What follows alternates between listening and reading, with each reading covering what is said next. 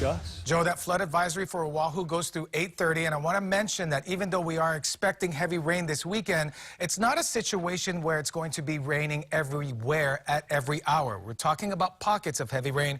For example, Kauai, Maui County, and the Big Island just seeing pockets of heavy rain move through. No issues there, but not the same for the island of Oahu. This is where it's raining right now, and there's a shaded area that surrounds Pearl City that extends up through Wahiawa and starts in the Ewa area and then through the airport. That area is under a flood advisory, and it will continue to do so until about 8:30. But you'll notice the shower activity extends all the way well to the north in through Kahuku, while areas such as Makakilo, Waianae, Hawaii Kai, Kailua Kona, and most town areas are completely dry. So again, pockets of heavy rain this weekend. Just have a plan B in case you're caught in one of these downpours. Now, this particular shower activity is triggered by afternoon heating, so as the island starts to cool off, this should start to fade out into a quiet night. But until then, look at the traffic and look at the